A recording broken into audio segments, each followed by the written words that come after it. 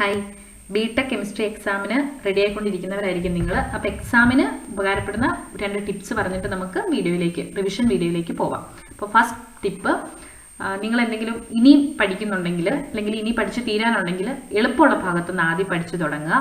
4 മൊഡ്യൂളാണുള്ളത്. അതിൽ ഏറ്റവും ഈസി ആയിട്ട് നമുക്ക് കുറച്ച് കൈനൂടിയിട്ട് എഴുതാൻ പറ്റുന്നത് 4th മൊഡ്യൂളാണ്. നമുക്കറിയാം എൻവയോൺമെന്റൽ കെമിസ്ട്രി, അതുപോലെ സ്പെക്ട്രോസ്കോപ്പി ചെറിയ മൊഡ്യൂളാണ്. അതുപോലെ ഒരുപാട് പഠിക്കാനില്ല. കാര്യം മനസ്സിലാക്കിയാൽ ഒത്തിരി ക്വസ്റ്റ്യൻസ് അതിൽ നിന്ന് വരാനില്ല. അപ്പോൾ ഈ ഒരു റേഞ്ചിൽ നമ്മൾ ഡിഫിക്കൽറ്റി ലെവൽ നോക്കിയിട്ട് പഠിക്കുക. രണ്ടാമത്, എക്സാം എഴുതുമ്പോൾ ആദ്യം അറിയാവുന്ന കാര്യങ്ങൾ എഴുതാൻ ശ്രമിക്കുക. അത് ആർക്കാണെങ്കിലും നിങ്ങൾ പേപ്പർ നോക്കുന്നവർക്ക് നിങ്ങൾ കുറച്ച് കാര്യങ്ങൾ അറിയാവുന്നവരാണെന്ന് മനസ്സിലാക്കിയാൽ പിന്നെ ബാക്കി നിങ്ങൾക്ക് മാർക്ക് കിട്ടാൻ എളുപ്പമായിരിക്കും. അപ്പോൾ എപ്പോഴും അറിയാവുന്ന കാര്യങ്ങൾ ആദ്യം വൃത്തിക്ക് എഴുതുക, എന്നിട്ട് അറിയാത്ത കാര്യത്തിലേക്ക് പോവുക. അതുപോലെ തന്നെ മാർക്ക് നോക്കി എഴുതാൻ ശ്രമിക്കുക. എ പാർട്ട് ഫുൾ വളരെ വ്യക്തമായിട്ടൊക്കെ എഴുതി കഴിഞ്ഞാൽ ചിലപ്പോൾ ബി പാർട്ട് എഴുതാൻ സമയം കിട്ടില്ല. അങ്ങനെയുള്ളവരെ ആദ്യം ബി പാർട്ട് എഴുതിയിട്ട് മാത്രം എ പാർട്ട് എഴുതുക. ക്വസ്റ്റ്യൻ നമ്പർ കൃത്യമായിട്ട് ഇടാൻ ശ്രദ്ധിച്ചാൽ മതി. ഓക്കെ, അടുത്തത് നമുക്ക് വീഡിയോയിലേക്ക് പോവാം. അപ്പോൾ ഫസ്റ്റ് ഡിസിൻഫെക്ഷൻ മെത്തേഡ്സ് ആണ്. ഡിസിൻഫെക്ഷൻ എന്ന് പറയുന്നത് എന്താണെന്ന് നമുക്കറിയാം. ഇൻഫെക്റ്റൻസിനെ റിമൂവ് ചെയ്യുന്ന പ്രോസസ്സാണ് ഡിസിൻഫെക്ഷൻ എന്ന് പറയുന്നത്. ക്ലോറിനേഷൻ ഉണ്ട്. ക്ലോറിനേഷൻ ആണ് വെരി ഇമ്പോർട്ടൻ്റ് ആയിട്ടുള്ള ഒരു ഡിസിൻഫെക്ഷൻ മെത്തേഡ് എന്ന് പറയുന്നത്.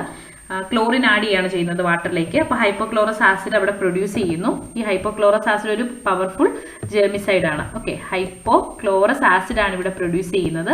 പവർഫുൾ ജെർമിസൈഡ് ആണ്. അത് എൻസൈംസിന്റെ സെല്ലും ഒക്കെ ആയിട്ട് പ്രവർത്തിച്ച് അതിനെ അത് ബാക്ടീരിയകളുടെ സെല്ലിലുള്ള എൻസൈംസിനെ ഒക്കെ ഡീആക്ടിവേറ്റ് ചെയ്തിട്ട് അതിനെ കില്ല് ചെയ്യാണ് ചെയ്യുന്നത്. അടുത്ത ബ്രേക്ക് പോയിന്റ് ഓഫ് ക്ലോറിനേഷൻ.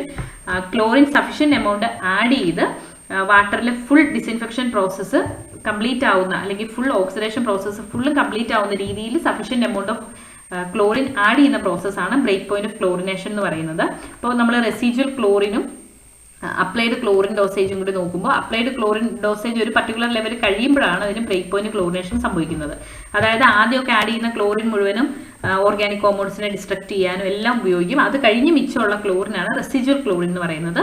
അപ്പോൾ ആ ക്ലോറിൻ ഉണ്ടെങ്കിൽ വീണ്ടും നമ്മൾ വാട്ടർ ട്രാൻസ്പോർട്ടേഷൻ ഒക്കെ നടത്തുമ്പോൾ എന്തെങ്കിലുമൊക്കെ ഡിസിൻഫെക്റ്റൻസുമായിട്ട് കോൺടാക്റ്റിൽ വന്നാലും പ്രശ്നം ഉണ്ടാവാതെ അതിനെ കംഫർട്ടായിട്ട് വെക്കും. അടുത്തത് ഓസോൺ. അപ്പോൾ നമുക്കറിയാം ക്ലോറിനേഷൻ്റെ അഡ്വാൻറ്റേജസ് ആൻഡ് ഡിസഡ്വാൻറ്റേജസ് നമുക്കറിയാം. വളരെ ചെറിയ ചെലവിൽ നമുക്ക് ചെയ്യാൻ പറ്റും, പക്ഷെ ഒരു ബാഡ് സ്മെല്ലും ഇറിറ്റേഷനും ഒക്കെ ഉണ്ടാവും. അപ്പോൾ ഈ ഇറിറ്റേഷൻസ് ഒന്നും ഇല്ലാത്തൊരു കാര്യമാണ് ഓസോൺ എന്ന് പറയുന്നത്.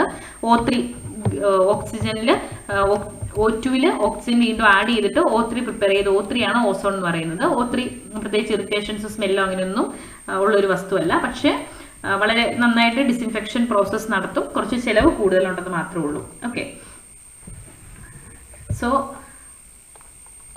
ഓസോൺ പ്രൊഡ്യൂസ് ചെയ്യുന്നത് അൺസ്റ്റേബിൾ ആണ്. അത് നെയ്സന്റ് ഓക്സിജൻ ആയിട്ട് മാറുന്നു. അതൊരു പവർഫുൾ ഓക്സിഡൈസിങ് ഏജന്റ് ആണ്. വെള്ളത്തിൽ ഓക്സിജൻ വന്നാലും നമുക്ക് പ്രശ്നമൊന്നുമില്ല. ഓക്കെ, അടുത്തത് UV ലൈറ്റ് ഉപയോഗിച്ചും ഈ പറഞ്ഞ രീതിയിൽ തന്നെ UV സോഴ്സിൽ നിന്ന് UV ലൈറ്റ് പ്രൊഡ്യൂസ് ചെയ്യുന്നു. അത് നമ്മുടെ ബാക്ടീരിയനെ കില്ല് ചെയ്യുന്നു. ഓസോണും അതുപോലെ തന്നെ. അടുത്തത് ഇ വേസ്റ്റ്. ഇ വേസ്റ്റ് എന്ന് പറഞ്ഞാൽ എന്താണെന്ന് നമുക്കറിയാം. അതിന്റെ ആ ഒരു സോഴ്സസ് ഒക്കെ അറിയാം. ഇനി ഇ വേസ്റ്റ് മാനേജ്മെന്റ് മാത്രം പ്രത്യേകം ഒന്ന് ഓർത്തിരിക്കുക. റീയൂസ്, റീസൈക്കിൾ, റിക്കവർ, ഈ 3 കാര്യങ്ങൾ നമുക്ക് അത്യാവശ്യം ഡെവലപ്പ് ചെയ്ത് എഴുതാൻ പറ്റും. Recycle, recover, recycle. ഓക്കെ, അടുത്തത് സസ്റ്റൈനബിൾ ഡെവലപ്മെന്റ് ഗോൾസ് ആണ്. 17 ഗോൾസ് ഉണ്ടെന്ന് നമുക്കറിയാം. ഓക്കെ, സസ്റ്റൈനബിൾ നോ പോവർട്ടി, അതുപോലെ തന്നെ വാട്ടർ സാനിറ്റേഷൻ ഫോർ ഓൾ. അപ്പോൾ അത്യാവശ്യം നല്ല രീതിക്ക് ലോകം നിലനിന്ന് പോകുന്നതിന് വേണ്ട ഒരു 17 കാര്യങ്ങളാണുള്ളത്.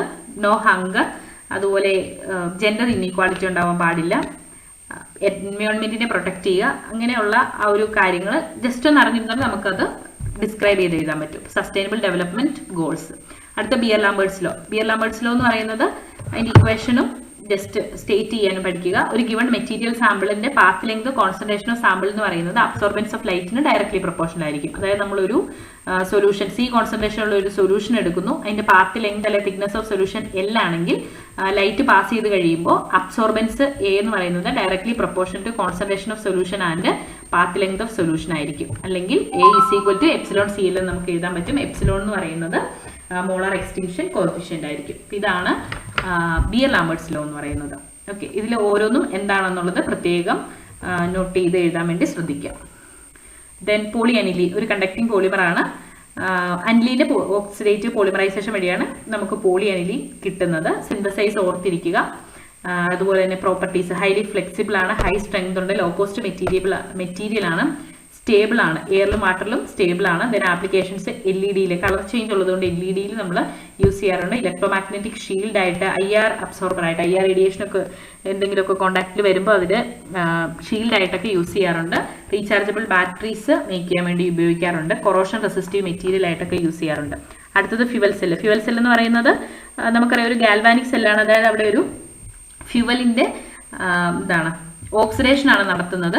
എന്നിട്ട് ആ ഒരു കെമിക്കൽ എനർജി ഇലക്ട്രിക്കൽ എനർജി ആക്കി മാറ്റുകയാണ് ചെയ്യുന്നത്. ഓക്കെ, അപ്പോൾ എപ്പോഴും ഒരു ഫ്യുവൽ ഉപയോഗിക്കും, ഒരു ഓക്സിഡൻറ്റും കാണും. ഹൈഡ്രജൻ ഓക്സിജൻ ഫ്യുവൽ സെല്ലാണ് അതിൻ്റെ മോസ്റ്റ് ഇമ്പോർട്ടൻ്റ് ആയിട്ടുള്ള എക്സാമ്പിൾ എന്ന് പറയുന്നത്.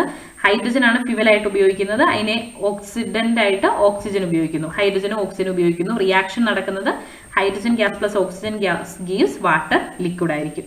അപ്പോൾ 2 പോറസ് ഗ്രാഫൈറ്റ് ഇലക്ട്രോഡ്സ് ഉണ്ട്, മെറ്റൽ കാറ്റലിസ്റ്റ് ഉണ്ട്.